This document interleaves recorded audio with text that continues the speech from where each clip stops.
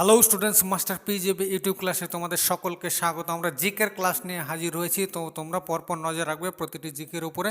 এখানে প্রত্যেকটি জিকে এখানে কমনযোগ্য এবং প্রতিটি জিকে বিশ্লেষণমূলকভাবে আলোচনা করা হবে, যাতে পরীক্ষা দিতে গিয়ে তোমাদের কোনো অসুবিধায় পড়তে না হয়। তাহলে প্রথম প্রশ্নটি আমরা এখানে দেখে নেব। প্রথম প্রশ্নতে বলা হচ্ছে যে কোন মৌর্য সম্রাটকে প্রিয়দর্শী বলা হয়? সম্রাট অশোক। এটা তোমরা সকলেই জানো, সম্রাট অশোককে বলা হয় প্রিয়দর্শী। ঠিক আছে। সম্রাট অশোকের পিতার নাম কি ছিল? বিন্দুসার। বিন্দুসার। মনে রাখবে যে সম্রাট অশোকের সময়ে যে প্রচুর শিলালিপি খোদাই করা হয়েছিল, সেই শিলালিপিগুলি মাস্কি বিভিন্ন ভাষায় লেখা হয়েছিল, যেমন মাস্কি শিলালিপি। এই মাস্কি শিলালিপি থেকেই অশোককে প্রিয়দর্শী বলা হয়, এটি আমরা জানতে পারি। মাস্কি শিলালিপি থেকে জানতে পারি। ঠিক আছে। এছাড়াও কলিঙ্গ যুদ্ধ হয়েছিল সম্রাট অশোকের সময়। কলিঙ্গ যুদ্ধ 261 খ্রিস্টাব্দে। এছাড়াও সম্রাট অশোকের যে শিলালিপিগুলি ছিল সেগুলির পাঠোদ্ধার কে করেছিল? পাঠোদ্ধার করেছিলেন জেমস প্রিন্সেপ। James Prinsep. এই তথ্যগুলি কিন্তু খুবই গুরুত্বপূর্ণ, মনে রাখবে। প্রথম বাংলা সাপ্তাহিক পত্রিকা কোনটি? প্রথম বাংলা সাপ্তাহিক পত্রিকা হয়ে যাবে সমাচার দর্পণ। সমাচার দর্পণ প্রথম বাংলা সাপ্তাহিক পত্রিকা। কত সালে? সমাচার দর্পণ, মনে রাখবে, এটি একটি সাপ্তাহিক পত্রিকা। বাংলাতে প্রথম লেখা হয় 1818।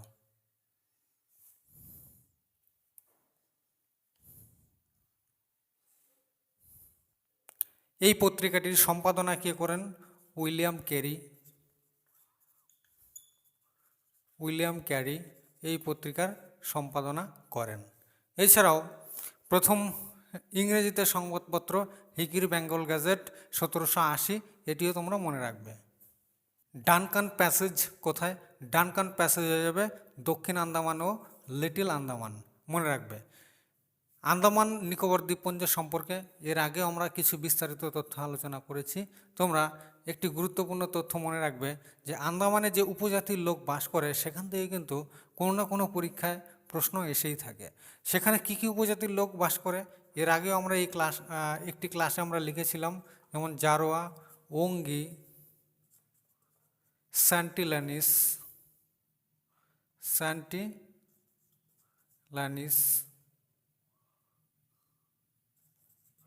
এই উপজাতির লোক আন্দামান নিকোবর দ্বীপপুঞ্জে বাস করে। ডানকান প্যাসেজ লিটল আন্দামান ও দক্ষিণ আন্দামান, এছাড়াও 10 ডিগ্রি চ্যানেল আন্দামান ও নিকোবর দ্বীপপুঞ্জের মাঝখান দিয়ে গিয়েছে। এই তথ্যগুলি মনে রাখ।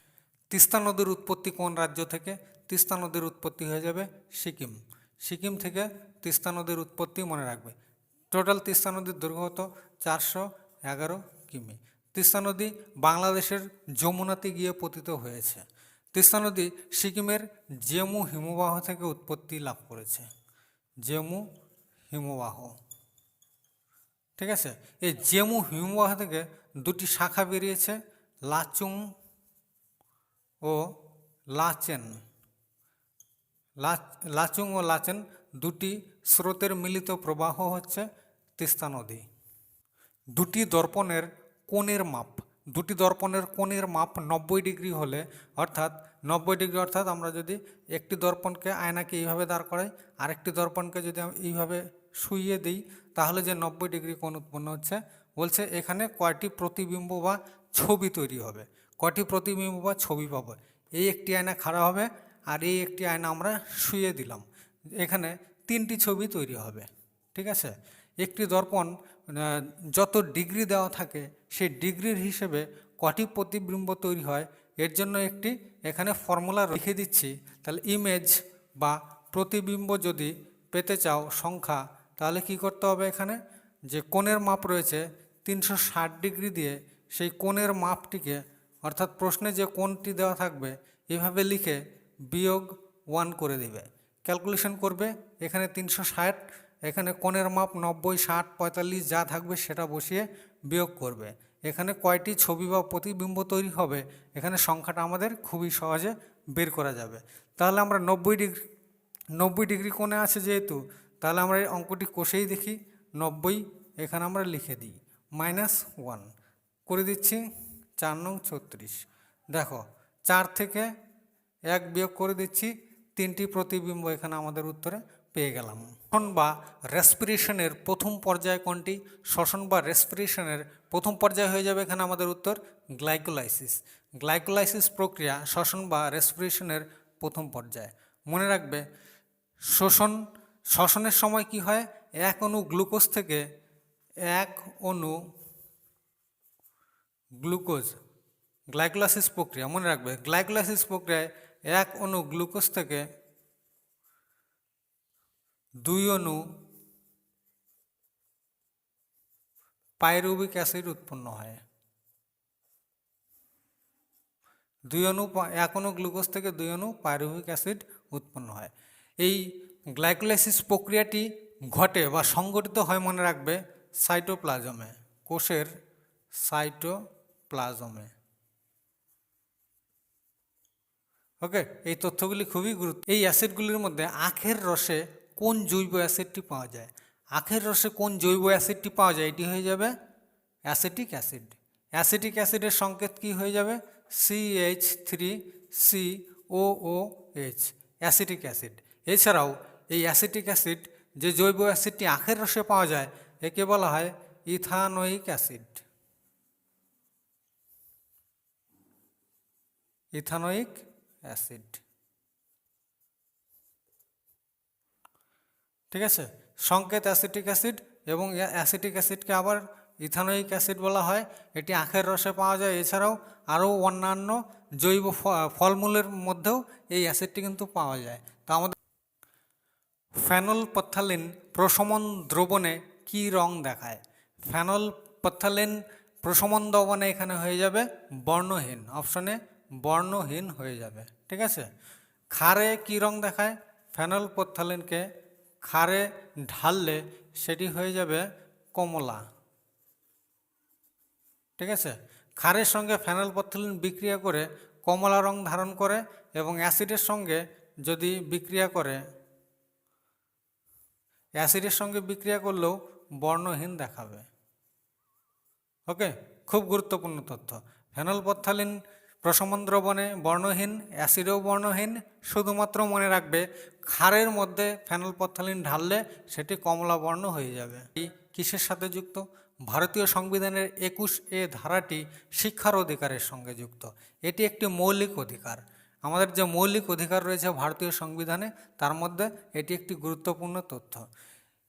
শিক্ষার অধিকার আইনটি মৌলিক অধিকার 21 এতে রূপান্তরিত করা হয়েছিল মনে রাখবে 2002 সালে 86 অ্যামেন্ডমেন্ট বা 86 সংবিধান সংশোধনীতে এটিকে গ্রহণ করা হয়েছে। উড়িষ্যা রাজ্যের মুখ্যমন্ত্রীকে, উড়িষ্যা রাজ্যের মুখ্যমন্ত্রী সবাই জানো, এটি নবীন পট্টনায়ক হয়ে যাবে উড়িষ্যা রাজ্যের মুখ্যমন্ত্রী। নবীন পট্টনায়ক কোন দলের বিলং করেন? বিজেডি।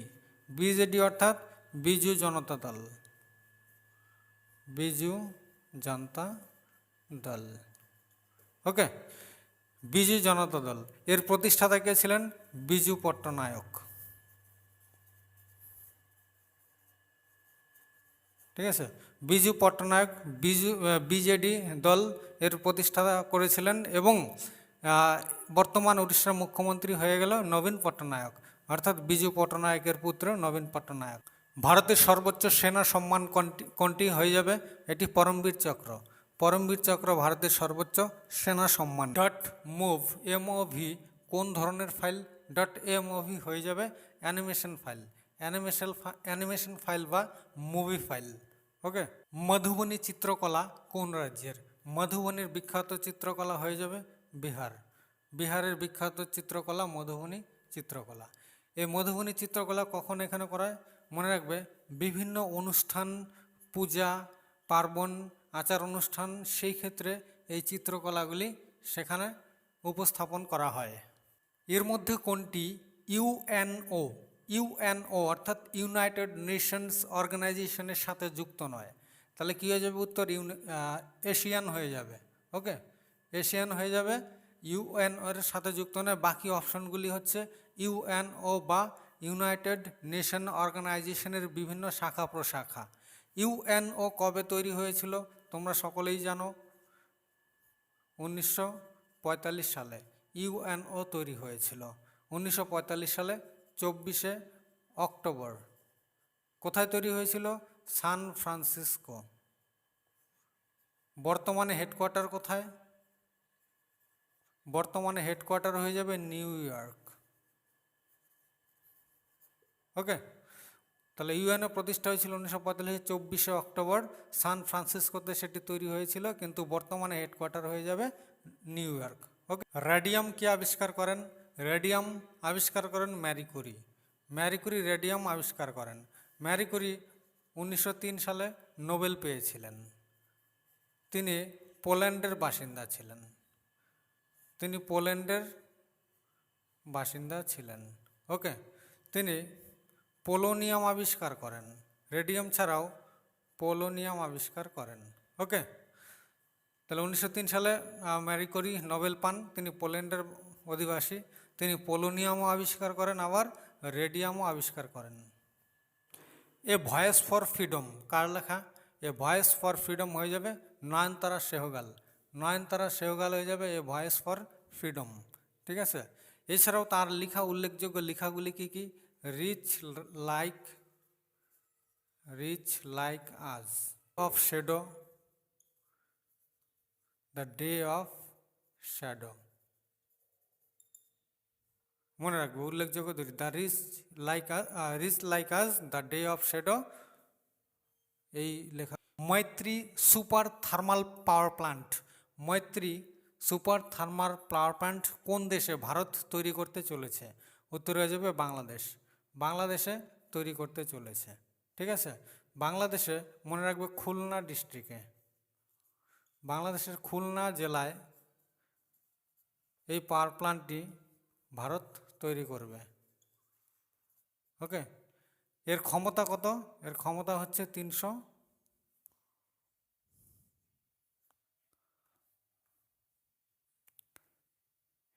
এর ক্ষমতা হয়ে যাবে, এই পাওয়ার প্ল্যান্টটির ক্ষমতা হয়ে যাবে 1320 মেগাওয়াট। ওকে, নরেন্দ্র মোদী স্টেডিয়াম। নরেন্দ্র মোদী স্টেডিয়াম কোথায়? সবাই জানো এটি আহমেদাবাদে অবস্থিত। নরেন্দ্র মোদী স্টেডিয়াম এর আগে কি নাম ছিল? Motera stadium. Motera stadium, Narendra Modi stadium ভারতের সবথেকে বৃহত্তম স্টেডিয়াম একটি। ওকে, মোটেরো স্টেডিয়ামকে বলা হয় নরেন্দ্র মোদী স্টেডিয়াম। এটি আহমেদাবাদে অবস্থিত, গুজরাটের আহমেদাবাদে। এই ক্লাসটি এখানেই শেষ করছি। যদি ক্লাসটি ভালো লাগে তাহলে অবশ্যই বন্ধুদের মাঝে শেয়ার করবে, এবং লাইক এবং কমেন্টের উপরে ডিপেন্ড করেই তোমাদের আগামী ক্লাসগুলো এখানে উপস্থাপন করা হবে। ধন্যবাদ সকলকে ভিডিওটি দেখার জন্যে।